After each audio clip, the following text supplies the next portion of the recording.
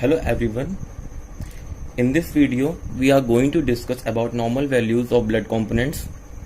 Many of us get confused because in different book the values are different. But in my video, I have taken the values from the previous year comparative exams, so you all can rely on this.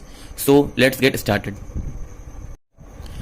सबसे पहले तो मैं आपको ये बता दूं कि जो यूनिट्स हैं, ठीक है, जैसे कि मिली इक्विवेलेंट पर लीटर है वो मिली मोल पर लीटर की यूनिट के इक्वल रहेगी, और जो माइक्रो लीटर है वो आपकी क्यूबिक मिलीमीटर के इक्वल रहेगी। जैसे कि अगर हम बोलें कि 1 मिली इक्विवेलेंट पर लीटर वो इक्वल्स टू रहेगा 1 मिली मोल पर लीटर के, और 1 माइक्रो लीटर जो रहेगा वो इक्वल्स टू रहेगा 1 क्यूबिक मिलीमीटर के।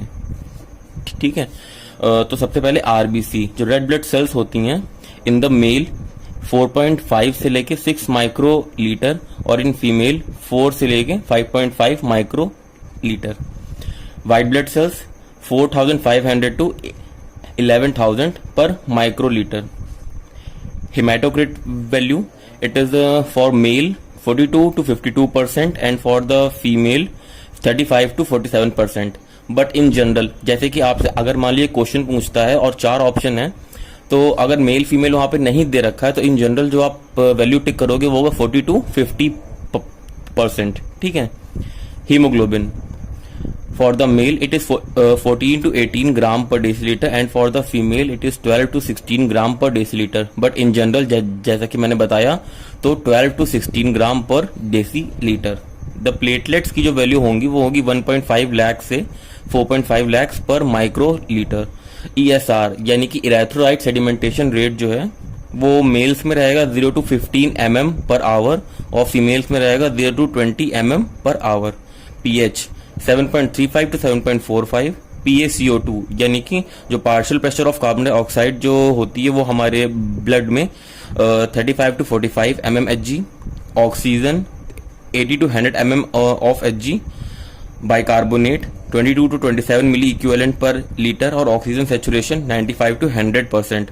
ये जो आपकी पीएच, कार्बन डाइऑक्साइड, ऑक्सीजन और बाइकार्बोनेट है, ये आपकी वैल्यूज आप याद कर लीजिए, क्योंकि ये आपको जो एसिड बफर जो सॉल्यूशन के बेस पे जो क्वेश्चंस आते हैं उन पे भी आपको ये डायरेक्ट आपको लगा के सॉल्व करने में बहुत हेल्प करेंगे। ठीक है। Now direct bilirubin 0.5 to 1.5 milligram per decilitre. Indirect bilirubin 0.2 to 0.8 mg per decilitre. अब दोनों में डिफरेंस क्या है, डायरेक्ट बिलीरुबिन और इनडायरेक्ट बिलीरुबिन में एक छोटा सा आप समझ लीजिए कि जो डायरेक्ट बिलीरुबिन रहता है ये नॉर्मली हमारा बाइल में प्रेजेंट रहता है, और जो इनडायरेक्ट बिलीरुबिन रहता है ये हमारा नॉर्मली प्लाज्मा में प्रेजेंट रहता है। और इनडायरेक्ट बिलीरुबिन को हम लोग अनकॉन्जुगेटेड बिलीरुबिन कहते हैं, और डायरेक्ट बिलीरुबिन को कॉन्जुगेटेड बिलीरुबिन कहते हैं। ठीक है। अब आते हैं सोडियम। सोडियम हमारा 135 to 145 milliequivalent per litre. Potassium 3.5 to 5.1 milliequivalent per litre. Chloride 97 to 107 milliequivalent per litre. Phosphate 2.5 to 4.5 milligram per decilitre. Calcium 4.5 to 5.5 milliequivalent per litre.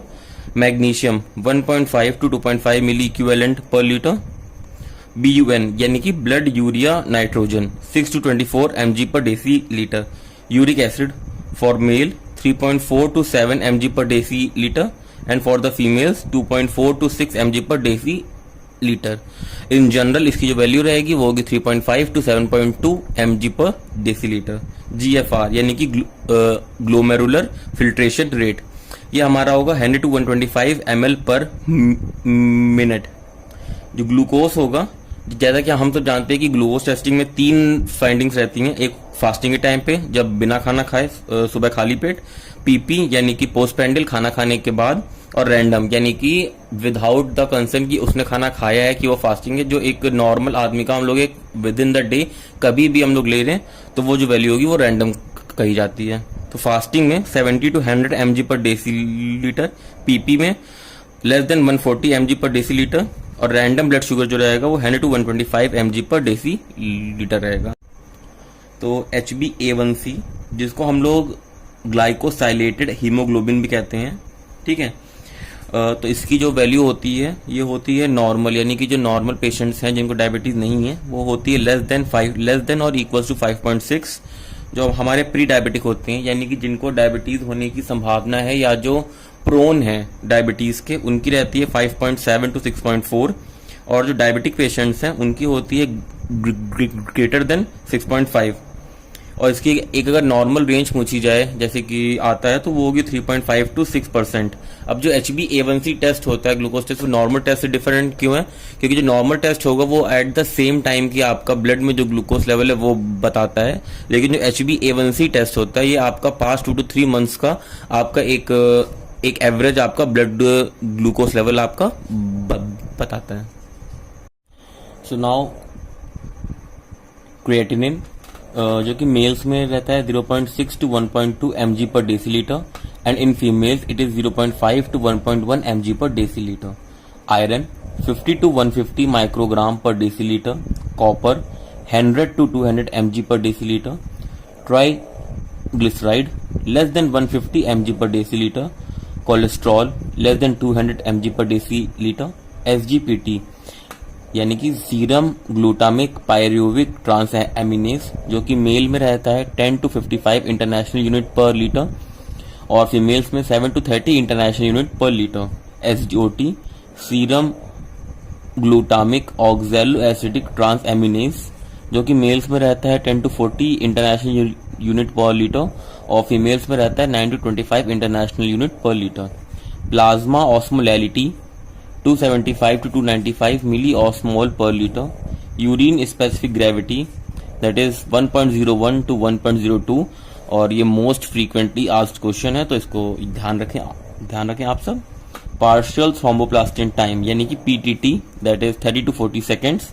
PT यानी कि prothrombin time 10 to 13 seconds. PTINR यानी कि prothrombin time international normalised ratio that is less than 1.1। Clotting time 5 to 15 minutes. Central venous pressure 2 to 6 mmHg, और अगर centimetre पर H2O में आपसे question में है तो 5 to 10 centimetre H2O। Intra ocular pressure 10 to 21 mmHg। Intracranial pressure 0 to 15 mmHg। Plasma protein 6.4 to 8.3 gram per decilitre, और अगर इन डेप्थ आपसे पूछा जा रहा है तो एल्ब्यूमिन और ग्लोबुलिन आपसे अलग अलग करके क्वेश्चन में पूछा जाएगा। तो एल्ब्यूमिन की होगी 4.7 ग्राम पर डेसीलीटर और ग्लोबुलिन की होगी 2.3 ग्राम पर डेसीलीटर। अब वाइटल साइंस मैंने यहाँ पे क्यों लिखा है, जैसा कि हम सब जानते हैं कि vital science most of us जानते हैं कि वाइटल साइंस की नॉर्मल वैल्यूज क्या होती हैं, लेकिन हम यही सोच के कि हमें आसान है आता है हम लोग उसको रिवीजन नहीं करते, हम लोग छोड़ देते हैं। तो एग्जाम टाइम में कुछ वैल्यूज 0.1 0.2 से हम लोग यहाँ वहां से टेम्परेचर में भूल जाते हैं, और यही उनका प्लस पॉइंट बन जाता है जो क्वेश्चन बनाते हैं। तो let's take a look. Systolic BP less than 120 mmHg। Diastolic BP less than 80 mmHg। Heart rate 60 to 100 beats per minute. Respiration rate 12 to 20 breath per minute. अब जैसा कि हम सब जानते हैं कि आजकल रीजनिंग के क्वेश्चंस आ रहे हैं और नॉर्मल क्वेश्चंस को भी बहुत घुमा के पूछा जाता है, तो हम लोगों को सेल्सियस में पता होता है, फ़ारेनहाइट में क्वेश्चन पूछते हैं, फ़ारेनहाइट में पता होता है, सेल्सियस में क्वेश्चन पूछते हैं। तो ये फॉर्मूले हैं दो, जिसे फ़ारेनहाइट से सेल्सियस में और सेल्सियस से फ़ारेनहाइट में कन्वर्ट करने का फॉर्मूला है। तो Fahrenheit is equals to 9/5 into जो भी सेल्सियस में वैल्यू होगी, इस होल सम को 32 से ऐड कर देंगे, और ये अगर सेल्सियस को फ़ारेनहाइट में कन्वर्ट करना है तो Celsius is equals to 5/9 bracket में फ़ारेनहाइट -32, इस पूरे को 5/9 से हम लोग मल्टीप्लाई कर देंगे। Thank you. और टेम्परेचर 36.5 to 37.5 डिग्री सेल्सियस, और अगर आपसे फ़ारेनहाइट में पूछा जा रहा है तो 97.7 degree Fahrenheit to 99.5 degree Fahrenheit.